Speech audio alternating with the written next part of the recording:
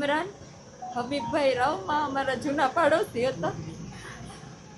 હું એક રાતમાં મમ્મીના ઘરે રોકાવા ગઈ હતી ત્યારે ઘરની બાજુમાં ટેલર છે, લેડીઝ ટેલર, ત્યાં બ્લાઉઝ સીવડાવવા હું બેઠી હતી. આવી ધર્મી ન્યા જ બેઠો હોય છે, એની બેઠક ન્યા જ છે. લેડીઝનો ધંધો તો એ ન્યા જ બેઠો હોય છે. ટેલર લગભગ એના સપોર્ટમાં જ છે. ત્યાંથી હું નીકળી એક રાત્રે જે ઘટનાનો બનાવ બની તે રાત્રે મારા ઘરે કોઈ નહોતું, ત્યાં બેઠા હતા ત્યાં એણે જાણી લીધું વાતમાંથી. જૂના પાડોશી હતા એટલે એટલી વાતચીત તો આપણે થાય એમ. પછી તરત જ પાછળ આવીને મૂંગો દઈને, બધાના બ્લોક સરખા જ છે એટલે રૂમ ખબર જ હોય ને ક્યાં છે ક્યાં શું છે, એટલે સીધો ત્યાં લઈ ગયો અને મારું પહેલાં તો ટોક કાઢી નાખ્યું. એટલે હું કાંઈ કરી ન શકું. મારા પપ્પા એક જ અને મારી ઢીંગલી ઘોડિયામાં સૂતી હતી. પછી મેં ટ્રાય કરી મને બચાવવાની. એનું ફાટેલું ટી શર્ટ મારી પાસે હતું, મેં રજૂ કરી દીધું. ત્યારે એ ટી શર્ટ કાઢીને એણે મને મૂંગો દીધો. પછી મારી સાથે ન કરવાના કામ કરી રહી રાતે. પછી એ જ હાલતમાં મારા ફોટા ને વિડીયો લેતો હતો. મારા પપ્પાને ઉધરસ આવતા એ ભાગી ગયો ટી શર્ટ વગર જ. એટલે ભગવાનને ક્યાંક કરવું હશે તો એ ટી શર્ટ મારી પાસે રહી ગયું. પછી હું ડરી ગઈ એટલી કે હું મારા ઘરે જતી રહી. પછી ત્યાંથી 2 દિવસ સુધી એને રેકી કરીને મારું સાસરાનું ઘર જ્યાં છે, જ્યાં હું ને મારા ઘરવાળાને મેં ભાડે રહેતા હતા. જેવો મારો ઘરવાળો બહાર જાય એવો ઘરમાં ઘૂસી જાય. મારી ઢીંગલીની સામે મારી સાથે ન કરવાના કામ કરે, વિડીયો બતાવીને તારા સાસરિયાને બતાડી દઈશ, વાયરલ કરી દઈશ, આમ કરી નાખીશ, એમ કરી નાખીશ. ડેરીએ મારા માણસો રહે છે, છરીએથી મારી નાખીશ. ન હોય એવી ધમકી આપી આપીને અવારનવાર. તોય હું સર એટલી સ્ટ્રોંગ છું ને, હું બીવું નહીં એમ. પણ એ પોલીસ હતો, એક જ ધમકી દે, પોલીસ તું કાંઈ ન બગાડી લે, તારે જ્યાં દોડવું હોય ત્યાં દોડી લે છે, બધા અમારા જ હોય. આ બીકથી હું કોઈ દિવસ પોલીસ ચોકીનું પગથિયું નહોતી ચડી સર. મહિલા સ્ટેશને 2 વખત હું ગેટ પાસેથી પાછી વળી ગઈ સર, બીકને મારે કે કોઈ મને સાંભળશે નહીં. મારા સુધી હતું ત્યાં સુધી મેં બહુ સહન કર્યું સર. વાત મારી દીકરીની આવી, પછી મારી દીકરીને વેચવા સુધીની.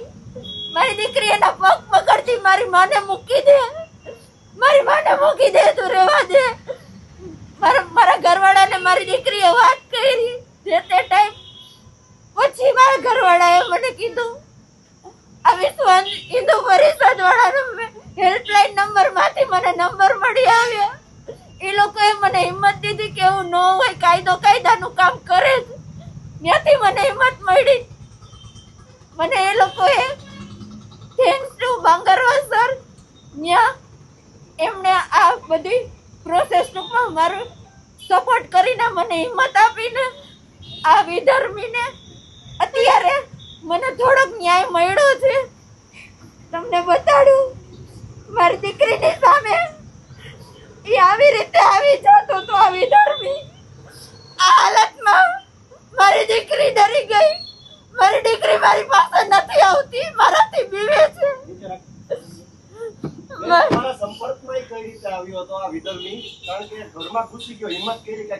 જૂના પાડોશી સર, એ પાછળની શેરીમાં જ રહી છે એટલે વર્ષોથી એમ તો ઓળખતા જ હોય સર એકબીજાને, સંપર્કમાં આવવાની. પણ ટેલરની ત્યાંથી એણે મારા નંબર લીધેલા હતા સર. મેં એને નંબર કોઈ દિવસ દીધા નથી.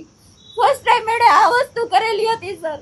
ત્યાંથી સંપર્કમાં આવ્યા કે વિડીયોની બીકે મેં કોઈ દિવસ કોઈને વાત જ ન કરી, પણ મારી વાત મારી દીકરી સુધી આવી. પછી મારાથી નો રહેવાડું સર. હવે શું ઈચ્છો છો બેન તમે? મને બસ ન્યાય જોઈએ છે. મને ને મારી દીકરીને ન્યાય અપાવો. મારી દીકરી સાથે નો કરવાના ડપલા એણે કરેલા છે. મારી છોકરી બધું બોલે છે સર, પણ મારી સામે ને એના પપ્પા એક સામે એટલી ડરી ગઈ છે ને મારી પાસે આવતી જ નથી સર. આવા વિધર્મી સામે શું કાર્યવાહી કરવી જોઈએ? આવા વિધર્મી છે, વર્દીનો દુરુપયોગ કરે છે. પોલીસ બધી એવી નથી, મને હવે ખબર પડી ગઈ. પણ આવા અમુક પોલીસને લીધે આ વર્દીના દુરુપયોગ કરીને હિન્દુ સમાજની કે કોઈ પણ સમાજની બેન દીકરીને આવી રીતે હેરાન ન કરે, એના માટે આવા માણસોને વર્દી ન આપો. અને બસ મને ન્યાય જોઈએ છે. આવા માણસને ફાંસીએ ચડાવો, એને ડિસમિસ કરો. મારી દીકરીને સાંભળો એકવાર તમે બધાય. બસ મારી કહેવાનું છે તમને? તમારા સિવાય બીજી કોઈ હિન્દુ દીકરીઓ કઈ ટચમાં તમને ખ્યાલ છે? ના એને એક વખત એવું બોલ્યો હતો કે તારા જેવીને ને એવી ધર્મ પરિવર્તન માટે જ્યારે મને સાસણ લઈ ગયો તો ત્યાં મને બહુ માર માર્યો તો. અહીંયા મારે સિઝરિયનનું ઓપરેશન છે, પેડું ઉપર પાટા મારીને ત્યાંથી જ મને અહીંયા બહુ માર મારેલો છે સર. સાસણ આવી જ લઈ આવ્યો તો મેં નથી પહેરેલું, ફેંકી દીધું તું.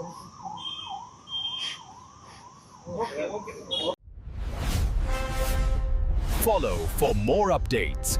VRM9 News.